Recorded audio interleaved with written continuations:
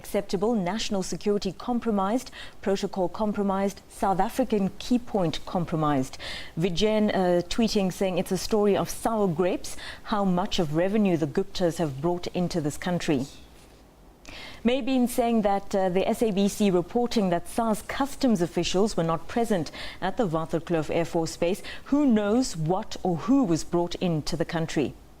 Sherry saying that no plane can land anywhere without permission and regulation nor clearance. So you go, Guptas. South Africa allowed this.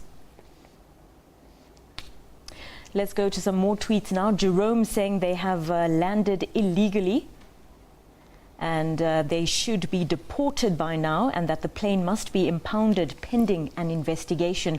Calvin also tweeting saying Guptas are stinking rich and their money allows them to land in safe places. Did they wrong anyone there? No. So he's questioning what the big deal is about. Let's talk about the story further now, and let's talk to our SABC contributing editor, Vuyo Mvoko. He joins us in the studio now. A very good evening to you, Vuyo, and thank you for joining us. What a day, what a big story. And now the SACP and COSATU saying this is totally not on. They're calling for investigations. I mean, a big story, no doubt. And as COSATU put it, something that has never happened, or that no one thought would happen in South Africa in this day and age. But I think the key questions should be posed really to the government departments concerned. The South African National Defence Force, it's their responsibility to mend the facility, but also they know the rules and regulations, who gets allowed and what gets put in place when the diplomats say a visiting head of state is arriving. It doesn't look like any of those things those procedures were followed, certainly from what we pick up. The question also needs to be put to the police. How did the police get to escort all the people who then went to Sun City? But also questions are being asked about the role that the Department of International Affairs and Cooperative Development, about that. What did DECO do, or did DECO actually make the recommendations? In other words, did whoever decided to give the permission say it is the South African National Defence Force? Did they act on the orders of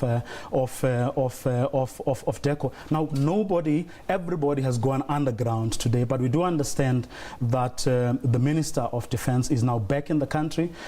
He was due to meet with the generals earlier to get a full briefing, and whereafter the various organs of state would then decide on what to tell the nation about this particular episode, an ugly one, it must be said. You know, it's a case of a bit of smoke and mirrors. We actually don't know what happened. No one seems to be taking any responsibility or accountability. Why were they allowed to land? Who gave the go-ahead, as you were saying? At the end of the day, who's to be held accountable for this? It is definitely our government.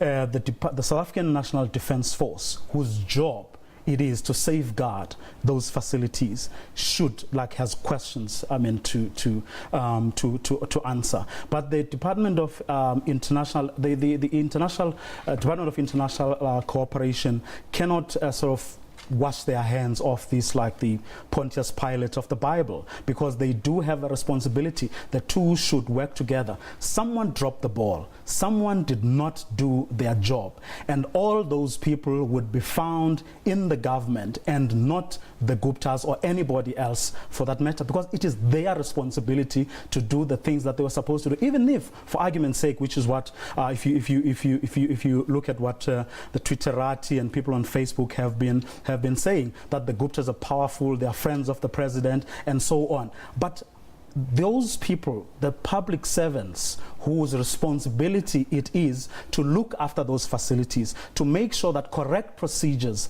are followed, they must take the blame. In other words, no one can say a politician leaned on me. That has got to come to an end. Vuyo, would you say the South African government somewhat has this this persona that they don't seem to come to the party and say this is what happened and explain to the public. That's why you have millions of South Africans taking to social media questioning why this has happened. It's not the first time that they haven't been forthcoming with information. Communications 101. Some people will say, there are people who are paid good monies to actually communicate on behalf of the state, to strategize around these sorts of crises on behalf of the state.